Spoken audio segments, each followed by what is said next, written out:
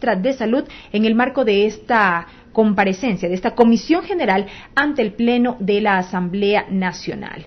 Intervención de la señora ministra de Salud Pública, la doctora Verónica Espinosa Serrano. Decía en su comunicación la ministra de Salud, su intención es informar sobre el abordaje integral del fenómeno socioeconómico de las drogas. Señoras y señores asambleístas, muy buenos días. Quiero empezar agradeciendo la apertura de la Asamblea Nacional para recibirme en Comisión General para poder plantear ante ustedes la problemática, la situación en relación al consumo problemático de alcohol y otras drogas en el Ecuador, así como las acciones que se están llevando a cabo en el marco del Comité Interinstitucional para controlar el fenómeno socioeconómico del consumo problemático de alcohol y otras drogas, así como los desafíos que se nos plantean a la sociedad ecuatoriana para, insisto, hacer frente a una temática que es de interés de todos y todas.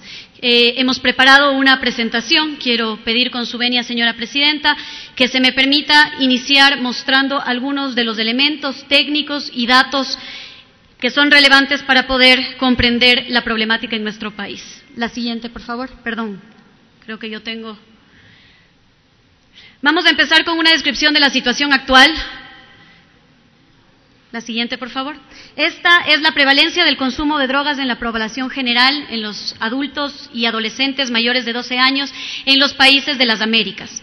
Quiero hacer énfasis en dos elementos dentro de esta lámina. La primera es que, como ustedes ven, el consumo problemático de drogas es un fenómeno que lastimosamente afecta a todos los países de nuestra región y del mundo.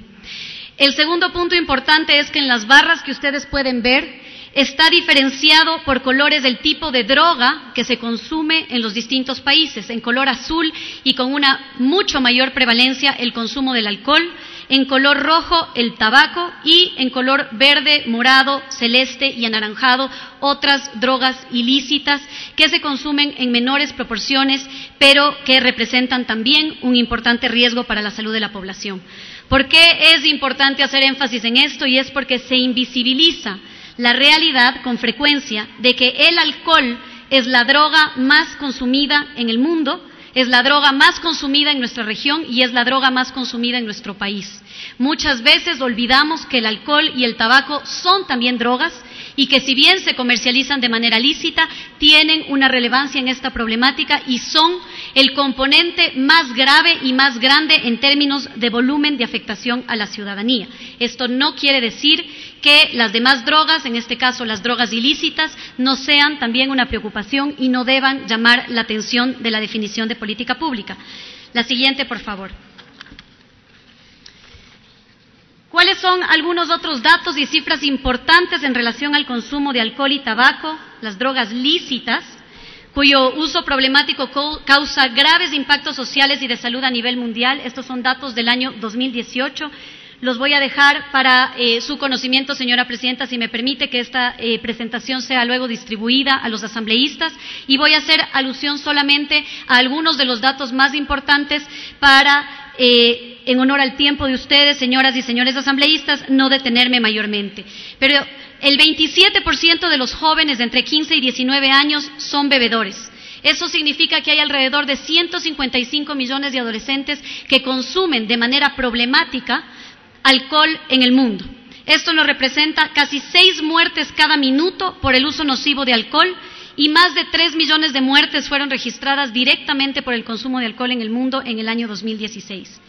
Quiero finalizar con el dato de que, si bien hemos disminuido el consumo de tabaco en base a las políticas mundiales que se han implementado en esta temática, muchas de las muertes prevenibles por enfermedades crónicas no transmisibles están directamente relacionadas. He empezado haciendo alusión al cigarrillo y al alcohol porque en toda la ola mediática que está abordando la problemática de drogas en nuestro país se está dejando de lado al problema del consumo del alcohol, que no es un problema menor y que no debe ser atendido por el hecho de que hayamos naturalizado en nuestras prácticas culturales el consumo de estos productos. La siguiente, por favor. ¿Cuál ha sido la evolución del consumo? ¿Qué está pasando en el mundo frente al consumo de drogas? Lastimosamente, Pese a la tecnología disponible, a los grandes avances de la ciencia, a las iniciativas implementadas a nivel mundial, a la creación inclusive de organismos internacionales de Naciones Unidas dedicados exclusivamente a este tema, el consumo de drogas en el mundo entero se ha incrementado. Hemos pasado de alrededor de 208 millones, se estima, de personas que consumen drogas en el año 2006 a más de 275 millones de consumidores en el año 2016, con un incremento progresivo que no necesariamente se ajusta al incremento poblacional. Esto significa que en el mundo no hemos sido capaces de revertir la tendencia del incremento del consumo de drogas, que las políticas públicas implementadas a nivel mundial, así como los factores de riesgo que incrementan el consumo o que podrían proteger, los factores protectores que podrían disminuir el consumo, no han sido suficientes para combatir el creciente consumo de drogas en el mundo. Si hablamos en porcentajes, alrededor del 5.6% de la población se estima en el año 2016 en el mundo entero ha consumido o es consumidora de drogas. Estamos hablando del 5% de la población mundial, de acuerdo a las cifras de los organismos internacionales dedicados al levantamiento estadístico de este tema. La siguiente, por favor. ¿Cuáles son los tipos de drogas ilícitas? Vamos a dejar un poco de lado el tema del alcohol y el cigarrillo. Insisto, no podemos invisibilizar esta temática, pero sabemos que mucha de la preocupación de la ciudadanía está centrada sobre el componente de drogas ilícitas. Este es una distribución del tipo de drogas ilícitas que se consumen en el mundo. Alrededor del 60% del consumo se refiere a consumo de marihuana, el 11% opioides, 11% anfetaminas y estimulantes, 6% el éxtasis, 6% opiáceos, en donde está la heroína y la H, una droga que resulta problemática específicamente en el contexto ecuatoriano, y el 6% de cocaína. Sin embargo, de esta distribución cabe mencionar que en el problema médico y adentro del problema de salud específicamente, pese a que la marihuana se lleva el 60% de los consumidores, no representa el mayor problema en términos de consumo problemático y daño a la salud. La siguiente, por favor. ¿Qué es lo que pasa ya llegando al contexto de la realidad ecuatoriana? Y quiero aquí rescatar el trabajo que se ha venido realizando y que se lleva a cabo para contar con cifras y datos en el contexto nacional. Si bien los datos internacionales, la realidad de nuestra región nos sirven como información referencial, es muy importante poder contar con datos actualizados y oportunos de la realidad ecuatoriana, porque la problemática en el Ecuador tiene sus propios bemoles y si queremos atenderla de manera adecuada, no existe una receta mágica que sirva a todos los países y partir de información veraz y aterrizada a la realidad local es muy importante. Es por eso que contamos con las encuestas nacionales especialmente enfocadas a nuestra población de mayor riesgo, que son nuestros estudiantes de bachillerato, nuestros estudiantes de secundaria, que nos permiten conocer qué está pasando en el contexto nacional. Estas son las últimas cifras publicadas, anunciarles que tenemos previsto para este año, sujeto a que podamos conseguir el suficiente financiamiento, el lanzar una nueva encuesta para el año 2018. Pero las cifras para el año 2016 nos muestran esta realidad en nuestros adolescentes. ¿Cuántos estudiantes de enseñanza media, esto fue una muestra representativa de escuelas secundarias de nuestro país, han consumido alguna droga ilícita en los últimos 12 meses? Y vemos un comportamiento bastante heterogéneo para las distintas provincias de nuestro país. El promedio nacional es del 12.65%, una cifra alarmante que debe llamarnos a una preocupación y una atención directa a este grupo de adolescentes y jóvenes que están en mucho riesgo. El 12.6%, insisto, de nuestros jóvenes declaran haber consumido alguna droga ilícita en el último año. Sin embargo, vemos que el comportamiento en el país varía.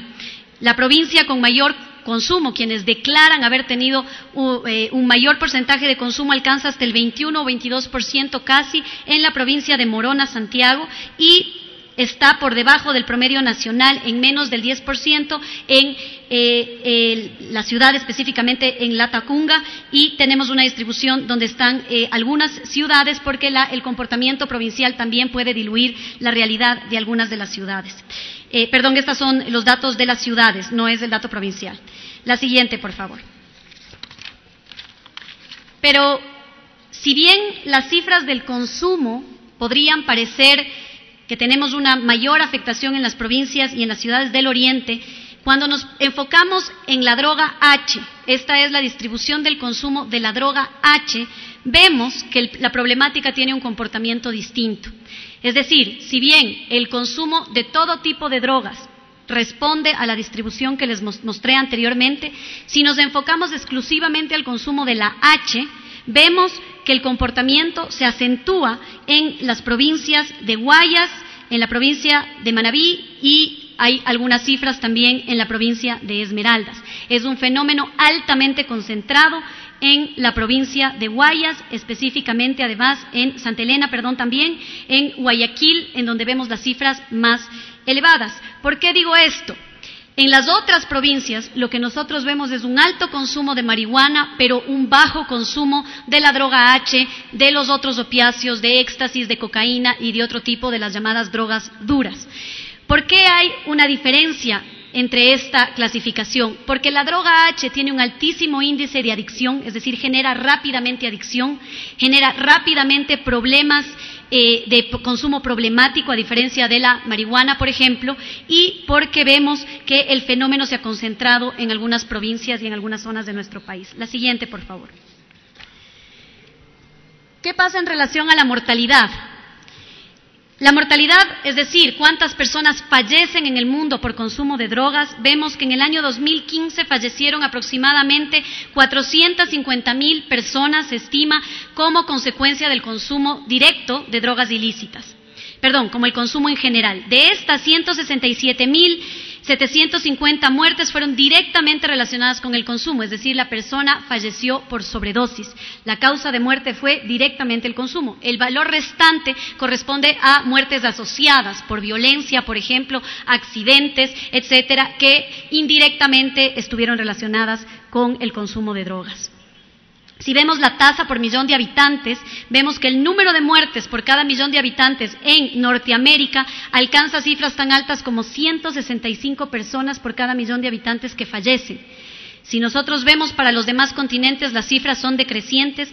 En nuestra región, Latinoamérica y el Caribe, hay 16 fallecimientos directos por cada millón de habitantes y en el Ecuador esta cifra es de 0.8%. Es decir, si bien reconocemos y estamos claros de que esta es una problemática grave que preocupa a la ciudadanía, que debe preocuparnos a las autoridades, las cifras del Ecuador todavía, gracias a Dios, no han alcanzado las cifras promedio de la región Latinoamérica y el Caribe y tampoco alcanzan la problemática que se vive en otros continentes como Norteamérica, Oceanía e inclusive África. La siguiente, por favor. Hemos querido traer a ustedes algo de información, asambleístas, sobre qué pasa con las personas que ya están consumiendo. ¿Qué es lo que la evidencia científica dice, los expertos en manejo y tratamiento del consumo problemático de drogas sobre la población que está consumiendo drogas ilícitas? Se estima, y de acuerdo a los análisis, que de los 275 millones que yo les mencioné que mundialmente consumen drogas en el mundo, perdón la reiteración, el 5.6% de ellos requieren un tratamiento. Y esto es algo, dentro del componente de drogas, tenemos que dejar de lado los mitos, los tabús, la información poco técnica y poco respaldada en evidencia científica. Hay la falsa idea de que cualquier persona que consume o ha consumido drogas es un adicto y requiere un tratamiento, específicamente en un centro de rehabilitación, lo tenemos que recluir, encerrarlo en algún lado, y eso no es correcto, no está fundamentado con evidencia científica y, de hecho, se ve que las personas a quienes se les induce a un tratamiento de este tipo y que no tenían un consumo problemático, empeora su consumo lejos de prevenirlo. De toda la población que consume o ha consumido drogas, apenas el 5.6% corresponden al grupo de consumo problemático y que por lo tanto requieren atención en salud.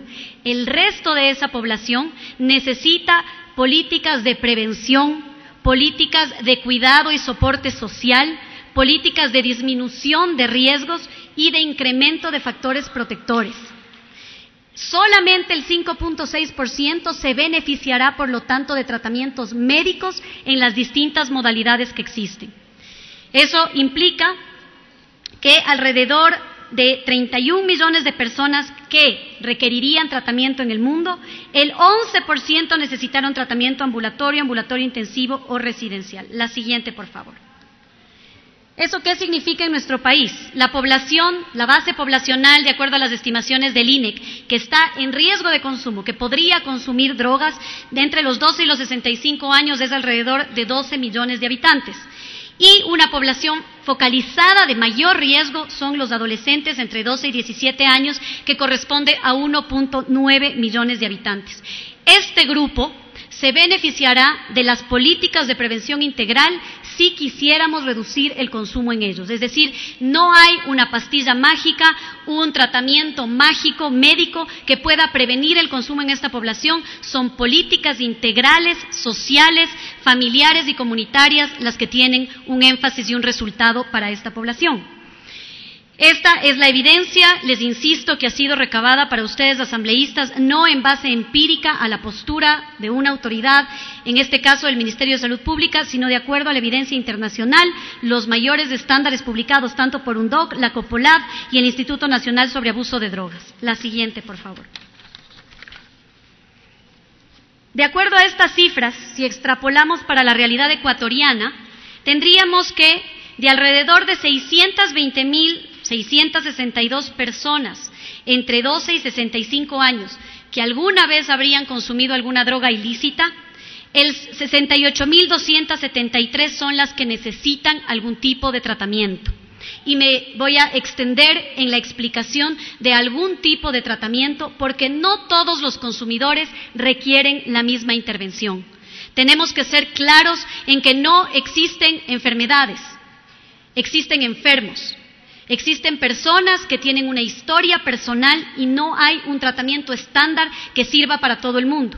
Por lo tanto, se ha distribuido, de acuerdo a la evidencia internacional, el tratamiento del consumo problemático en al menos 3 grupos que podrían beneficiarse de diferentes esquemas de atención en salud. Un primer grupo, la mayor parte, personas que han consumido, que consumen con alguna frecuencia y periodicidad, pero que este consumo no ha generado todavía cambios neuronales, cambios en términos de la neurotransmisión del cerebro, que todavía no ha generado problemas en su comportamiento, en su inserción laboral, escolar o en su relacionamiento con la sociedad. Si bien sí necesitan una intervención, pueden beneficiarse y tendrán resultados de un tratamiento ambulatorio. ¿Qué significa? Que si es que ellos reciben soporte de un psicólogo, trabajo social, un médico y un acompañamiento familiar y comunitario, van a abandonar el consumo y no serán personas adictas que tengan consecuencias a su salud. El segundo grupo, el 15%, eso implicaría en nuestro país 10.241 personas, ya tienen ciertos problemas, lo que nosotros llamamos coloquialmente la adicción, que ya se han generado ciertos cambios neuronales dentro del cerebro, que no pueden abandonar el consumo con prácticas sencillas y que necesitan intervención profesional, inclusive medicación para la deshabituación, y esto incluye que profesionales de la salud especialistas, estamos hablando de psiquiatras, puedan acompañar los demás elementos que yo mencioné antes en el ambulatorio, así como también actividades de terapia ocupacional, manejo de crisis de ansiedad y otros fenómenos psiquiátricos que están relacionados con el consumo. Esto corresponde a la modalidad de tratamiento ambulatorio intensivo. Son chicos que viven en sus casas, pero van y pasan 3, 4 o hasta 5 horas en estos centros ambulatorios donde reciben todo el tratamiento y acompañamiento. También sus familias son intervenidas, pero pueden regresar a su hogar y no necesitan estar separados de su entorno social. Pueden seguir yendo al colegio, por ejemplo, mientras reciben su tratamiento e, insisto, es una modalidad exitosa para este grupo. Y finalmente, el grupo más conflictivo, que son los consumidores problemáticos de alcohol y drogas, que en nuestro país se estima que están en alrededor de 3.414, que necesitan un tratamiento residencial. Es decir, necesitan ser completamente separados de su entorno familiar, de su comunidad y del espacio de consumo, porque el daño frente al consumo es tan grave que las técnicas o los tratamientos ambulatorios no son suficientes. Estas personas necesitan periodos más prolongados de deshabituación, necesitan reeducar sus prácticas, su cerebro, sus comportamientos para poder desarrollar destrezas que les permitan enfrentar la ansiedad que les genera el consumo. Estos tratamientos duran entre 4 o 6 meses en promedio y deben ser realizados en centros residenciales, lo que nosotros conocemos coloquialmente como los centros de rehabilitación a donde se envían a las personas. Les pido disculpas por extenderme en este punto, pero creo que es muy importante señalar que en base a evidencia científica, les insisto, a los protocolos recomendados internacionalmente para el manejo del consumo problemático, que es lo que el Ecuador está utilizando como corresponde, no todos los jóvenes que han consumido o que consumen deben ser encerrados en un centro de rehabilitación. Es un grupo pequeño el que debe acudir a estos centros, porque si a una persona que se hubiese beneficiado de tratamiento ambulatorio lo llevamos a un tratamiento de reclusión, de hecho el riesgo es que el consumo empeore. Por eso la importancia de clasificar adecuadamente cuando hay una familia que tiene la preocupación de que tienen un chico, un adolescente, un joven que está consumiendo, que se determine bien en base a criterios técnicos por profesionales de la salud cuál es el nivel de consumo, y para esto existen encuestas estandarizadas, publicadas, que han sido validadas, que sirven para este fin y que las estamos utilizando, que permiten categorizar si el chico requiere ambulatorio, ambulatorio intensivo o tratamiento residencial. La siguiente, por favor. Hemos puesto la lámina de esta teoría del iceberg, que es muy conocida y estoy segura ustedes la han visto antes para otros elementos, pero que es muy precisa para demostrar cuál es la realidad de nuestro país. En la punta del iceberg, lo que se puede ver por encima del agua son a este grupo pequeño de consumidores problemáticos, que son un grave drama social, que son un grave drama para las familias y que requieren una intervención directa del sistema de salud y que necesitan de una atención acompañada por profesionales de la salud. Es necesario, es importante, pero no podemos dejar de prestar atención o por solamente mirar a la punta del iceberg, olvidarnos de lo que está debajo del agua, que es el gran y enorme bloque del riesgo del consumo. Si enfocamos nuestras políticas, nuestra atención, nuestros recursos exclusivamente a atender aquel pequeño grupo de consumo problemático y no trabajamos en las bases de la prevención, estaremos siempre sometidos a que los recursos no serán suficientes, a que la capacidad del Estado no será suficiente para brindar servicios de salud, porque cada día tendremos más consumidores problemáticos y nunca habrán suficientes centros de rehabilitación para seguirlos atendiendo. Recordemos además que una persona en consumo problemático, alrededor del 60% de quienes han completado un tratamiento residencial se recuperan. Es decir, casi la mitad, pese a haber recibido el tratamiento adecuado, van a volver a consumir. Si nosotros dejamos de lado la mirada integral de la prevención, y hago un énfasis porque dentro de la cobertura mediática que se ha dado a este tema, seguimos mirando el problema desde la perspectiva de la atención a quienes ya tienen el problema, y a mi criterio, con todo respeto, estamos entonces llegando demasiado tarde. Llegamos cuando el problema ya está ahí, cuando los jóvenes muchas veces y los adultos ya han destruido sus vidas, cuando tenemos familias destrozadas, cuando la intervención es costosa y cuando seguramente nuestra posibilidad de éxito será menor o será insuficiente. Necesitamos volcar nuestra mirada a la intervención integral de la prevención, y aquellos países y ejemplos internacionales en donde se ha logrado contener la tendencia y mejorar las cifras es en aquellos países donde la política pública se ha esforzado por invertir el suficiente número de recursos y definición de estrategias en la prevención. Para la prevención no basta una mirada de la responsabilidad exclusiva del gobierno, del Ejecutivo, de la Asamblea Nacional o de los distintos poderes del Estado, que sin duda tenemos una responsabilidad.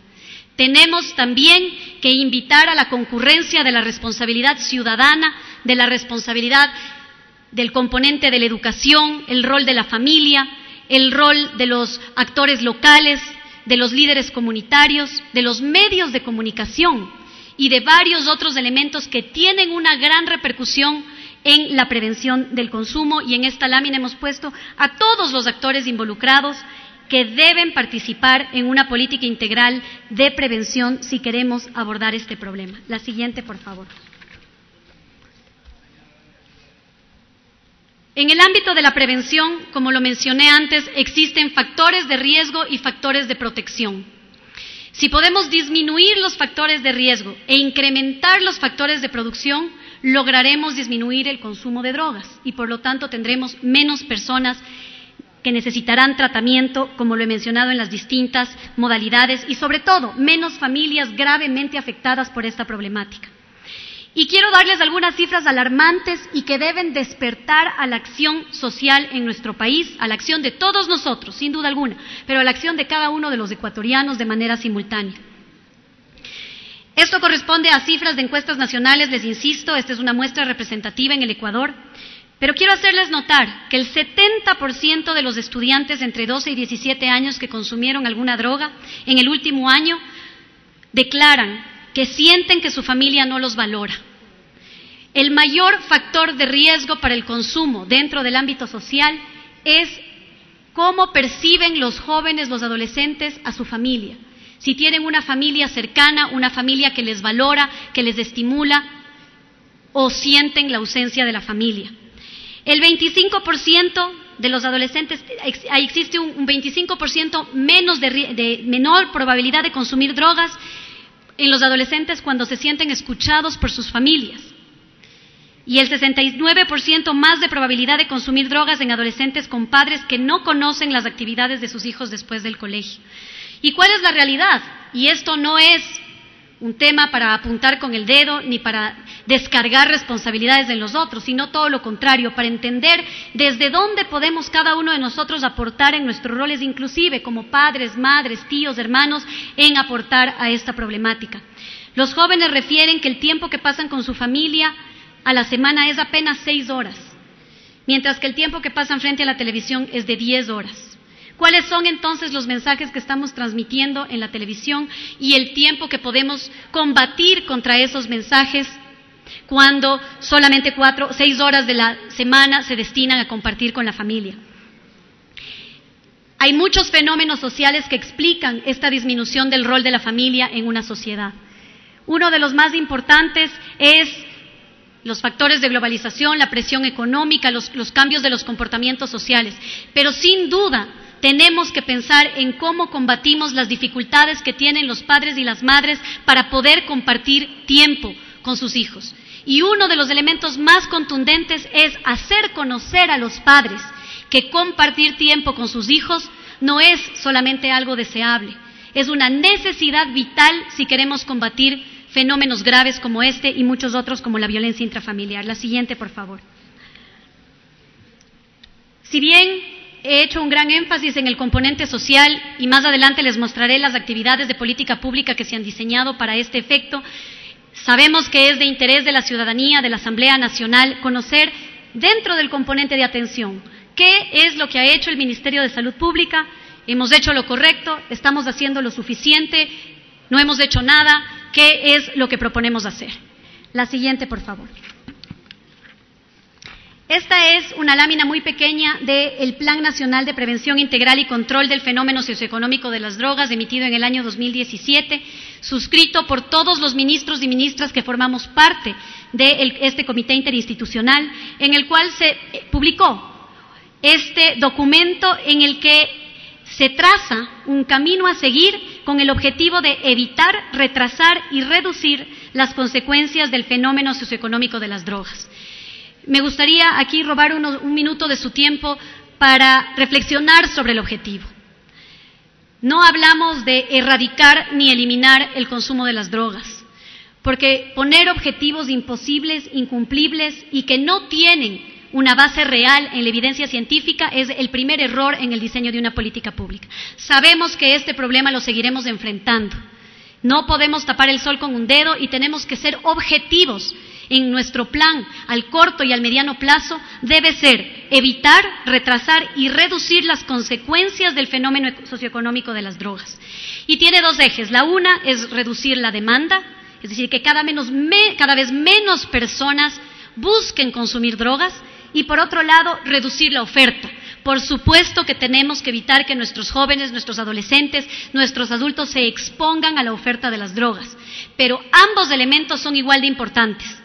Podemos hacer todas las inversiones del mundo, como ha pasado en algunos modelos que no han resultado en el contexto internacional, para eliminar el tráfico ilícito de las drogas, para combatir el tráfico ilícito de drogas y el narcotráfico. Es importante. Pero si no trabajamos en reducir la demanda, si no generamos factores de protección y disminuimos los factores de riesgo, nunca lograremos combatir el problema de las drogas. Y un último elemento, y es que la política pública no puede enfocarse solo en el individuo. No podemos pensar en soluciones para exclusivamente la persona. Tenemos que atender al contexto de la comunidad, de la familia y a la sociedad en su conjunto. La siguiente. Voy a ir un poco más rápido, señoras y señores asambleístas, en honor al tiempo que se me ha designado. Aquí nada más unas cifras, insisto en que esta presentación estará en disposición de todos ustedes, donde hay algunos números de qué es lo que se hizo durante el 2018 para tratar de fomentar estos factores protectores. Quiero ser enfática, honesta y transparente en este elemento. Mi perspectiva y percepción personal es que nos falta muchísimo. No hemos hecho lo suficiente, pero hablar de absolutos y tratar de generar una discusión alrededor de las generalizaciones y el absoluto de no se ha hecho nada, o querer plantear una perspectiva irracional de se ha hecho absolutamente todo, no resuelve el problema. Sin duda nos falta mucho por hacer en términos de la prevención, pero se está trabajando y creemos que con el trabajo conjunto, con el elevar la percepción de riesgo de la sociedad, podremos hacer muchísimo más. La siguiente, por favor. Esto ya lo expliqué, es un poco las modalidades de atención que tenemos en el país. Insisto, esto está basado en estándares internacionales. ¿Y cuál es nuestra capacidad? Se nos ha consultado en varias ocasiones, bueno, el Estado no tiene capacidad de atender. Coincido en cierta manera, no tenemos una capacidad completa, de hecho, ningún país en el mundo la tiene. Pero tenemos una capacidad instalada que se ha desarrollado con muchísimo énfasis desde el Ministerio de Salud Pública y varias otras instituciones del Estado. Actualmente contamos con 743 centros de salud con servicio ambulatorio para ese 80% que mencionamos, la gran mayoría de los consumidores que pueden servirse de un tratamiento ambulatorio. Para ese 15%, que necesita un tratamiento más intensivo, más personalizado y con mayores herramientas. En el Ecuador existen actualmente 48 centros de salud con servicio ambulatorio intensivo específicamente dotados para el tratamiento de jóvenes en consumo problemático. Y para el 5% restante, solo el Ministerio de Salud Pública cuenta con 473 camas que corresponden a 12 centros de tratamiento de rehabilitación en internamiento, lo que ustedes han oído como los centros de rehabilitación. Quiero mencionar esto porque el Ecuador ha avanzado a pasos muy acelerados. Antes del año 2014, en el Ministerio de Salud Pública no existía un solo centro para la atención de ninguno de las tres modalidades de consumo problemático de drogas. La única capacidad que existía era la modalidad hospitalaria para la desintoxicación. Y desde el año 2014 hasta acá, el incremento de la capacidad pública ha sido tremendamente significativo. La siguiente.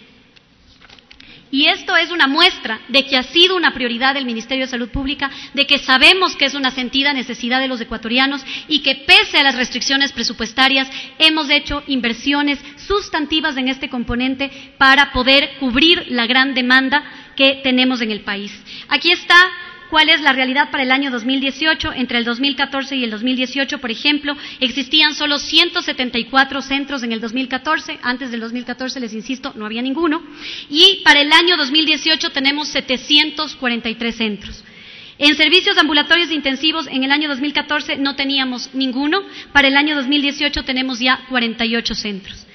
En el año 2014 contábamos con 74 camas para rehabilitación. Actualmente contamos con 473 camas públicas para este tratamiento, que además, insisto, es complejo, es costoso y requiere de una dedicación particular. No estamos hablando de camas hospitalarias. Esto es una modalidad y una tipología específica que el Ecuador no tenía en su capacidad pública antes.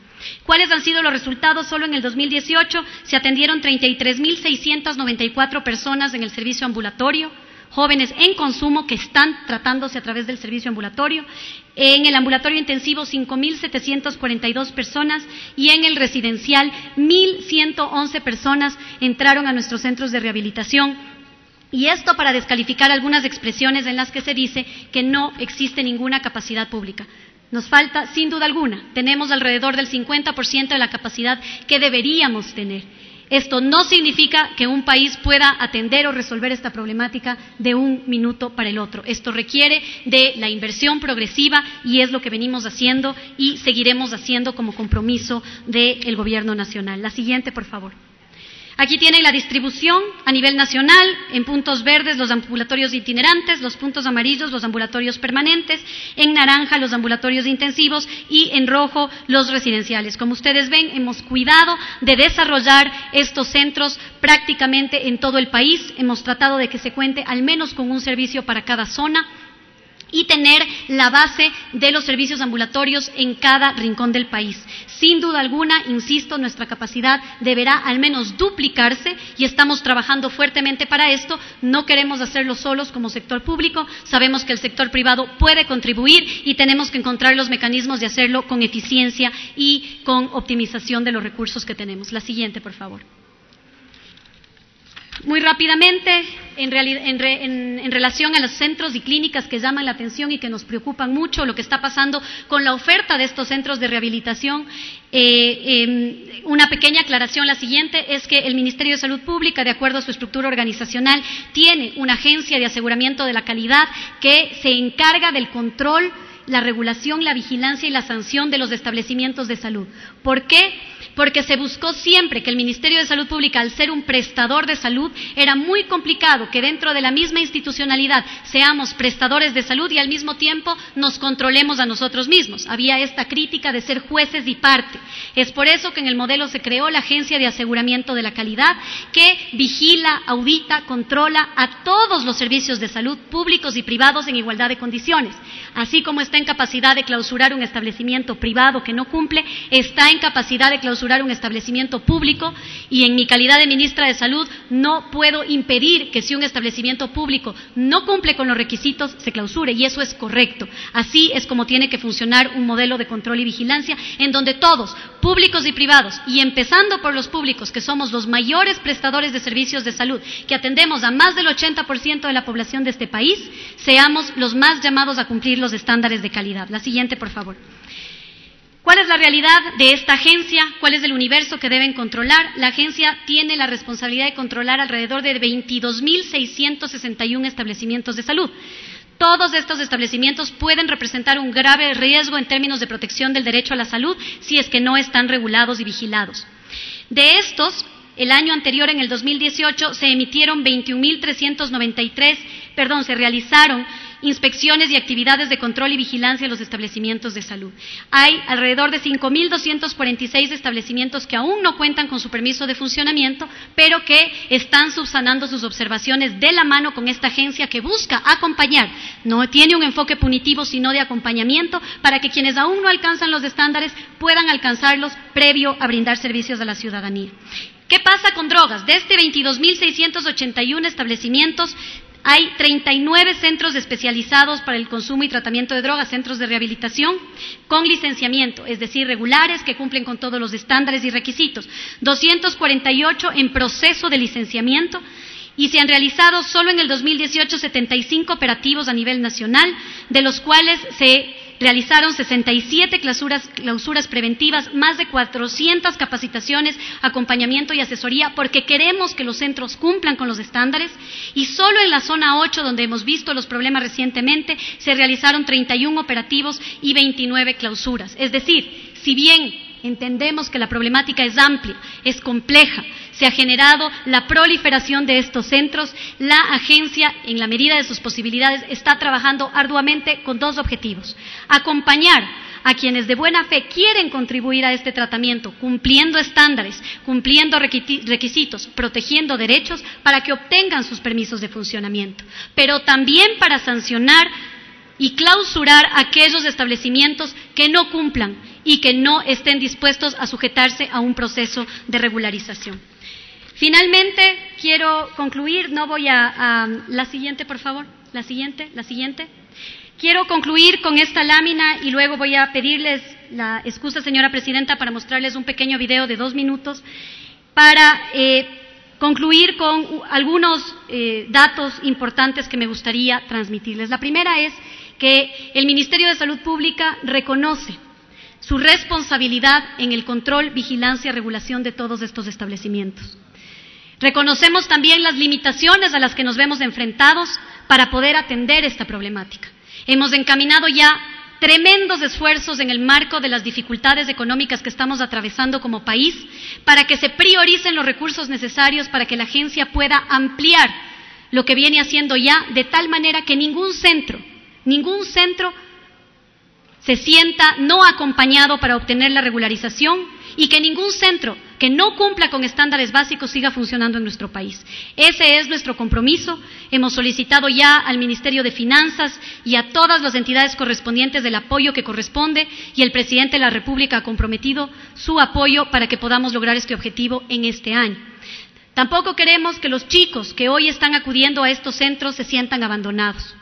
Pero no podemos responder a un problema generando otro problema. Encerrar a los jóvenes porque tienen consumo no resuelve la realidad de estos chicos. De hecho, la mayoría de los chicos que hoy están encerrados en estos centros están encerrados contra su voluntad, lo cual violenta directamente sus derechos, se constituye en la violación de las leyes ecuatorianas, en la violación de los tratados internacionales de los cuales somos suscriptores como país, y más grave aún, no resuelve el problema de consumo de estos chicos, porque ninguna persona que sea forzada a recibir tratamiento va a recuperarse. El requisito sine qua non para la rehabilitación es la voluntariedad del tratamiento.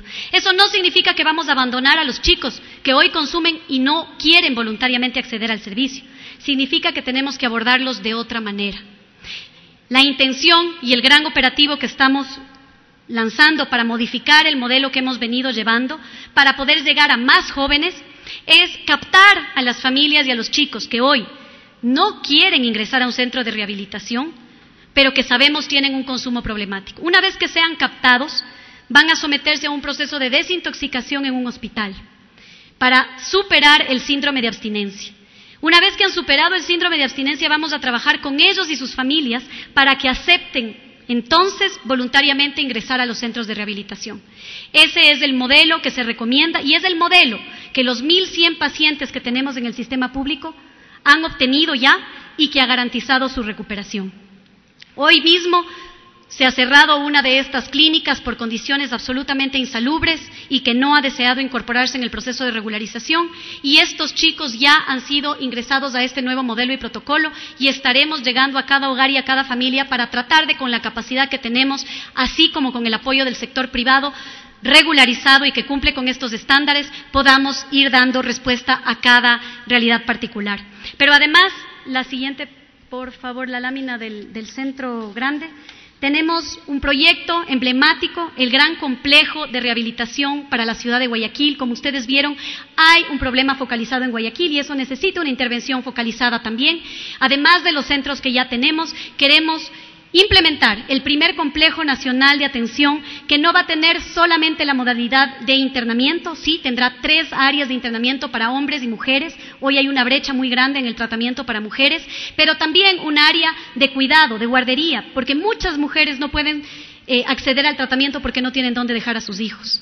También tendrá áreas de esparcimiento, de prevención y talleres para que estos jóvenes y adultos puedan generar, por ejemplo, competencias para insertarse laboralmente. Uno de los factores del fracaso del tratamiento es que no pueden, luego de que se rehabilitan, conseguir un empleo digno.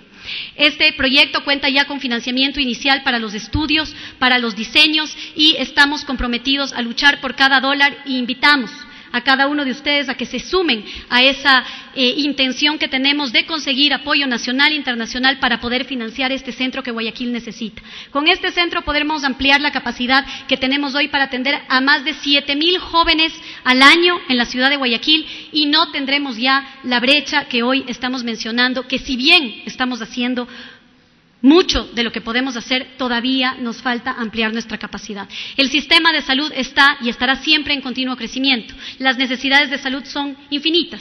Seguiremos creciendo y ampliando nuestras capacidades conforme a nuestras posibilidades, pero también conforme a las coyunturas urgentes como es esta. Nada más, Presidenta, si me permite, tenemos un pequeño video. Creo que es importante, en el ánimo que estamos viviendo como país, como región y en el mundo, recordar que la esperanza está ahí y que no nos debemos solamente a encontrar las responsabilidades, a apuntar con el dedo. Nos debemos a esta gente. Para ellos estamos aquí, todos nosotros. Para ellos estoy también yo, y por eso he venido, señores y señoras asambleístas, a expresarles la realidad del país, a contarles los desafíos que tenemos en conjunto, pero también para traer un ápice de esperanza de lo que ya hemos logrado hasta el momento. Muchísimas gracias. Por favor, Presidenta, si me permite reproducir el video. Sí, por favor, adelante. Mi nombre es Marco Almeida. Llevo ya 2 años sin consumir. Yo tenía mi hogar, vivía con mi esposa y mi hija. Un día salí, un amigo me encuentra y me dice, toma, fúmate, me dice, pégate, dice una pitada, verás, dice, te pasa. O sea, nunca me imaginé que me iba a ser adicto, ¿no? Desde los 16 años consumo base de cocaína, perica, borracho todos los días, drogado, durmiendo en la calle. Ya no me preocupaba ni de mi hija, ni de ella, ni de lo que hacían. Me botaron del trabajo y la noche me levantaba a buscar dinero para poder seguir consumiendo. Nunca me va a dejar vivir esto que tengo acá adentro grabado. A mi hija con un cuchillo corretearle por la calle. No me acuerdo. La maldita droga estuvo aquí y el alcohol. Y mi hija ha tenido que correr, esconderse. No sé, al otro día me despertaba y me decían, mataste a tu hija, que hubiese sido de mi vida. Todo eso me causó la maldita droga y el alcohol. Fue mi esposa la que me ayudó, ella la que fue a preguntar en el CETA. Los primeros meses fueron muy duros, pero yo creo que ganó en mí el deseo de superarme, ¿no? Ahí, gracias a Dios, estuve ya cerca de 1 año rehabilitándome. Dios nos puso ese centro de rehabilitación para que nosotros podamos curarnos. Yo tenía un concepto erróneo, ¿no? CETAS, una clínica de rehabilitación. Yo pensé donde que nos daban palos, estar encerrados como en una cárcel, así, ¿no? Cuando ellos llegan acá, sobre todo quienes han tenido muchas experiencias de estas clínicas, llegan sorprendidos de cómo les tratan, ¿no? Y a ratos algunos de ellos creen que no se les debería tratar tan bien, cuando en realidad no es que se les trata bien, se les trata como lo que son, como seres humanos que tienen un problema y que necesitan un tratamiento. Salí del CETA, iba a los seguimientos. Fue cuando comencé a buscar trabajo por mis propios medios. Sí se puede. Voy por mis 4 años sin consumo, recuperando a mi familia, y ahora ya comparto con mis nietas y disfruto la vida hermosa. Yo solo nunca hubiese salido de ahí. Hubiese estado, quién sabe, ya en un hospital o muerto. Si alguien quiere vivir, es el momento ya de salir de ahí. Cuando ya ingreses adentro, tú vas a ver cómo tienes el amor como que tú fuera tu familia, los psicólogos. Aquí está un espejo. Yo ahora me rehabilité, y con fe y fuerza, yo sé que todos ustedes, cada uno de ustedes, van a poder rehabilitarse. Todos los días, cientos de profesionales, médicos, psicólogos, psiquiatras, terapistas ocupacionales, hacen un esfuerzo para que la decisión de salir de las drogas, de cambiar tu vida, sea posible. Acude a los CETAD y cambia tu vida.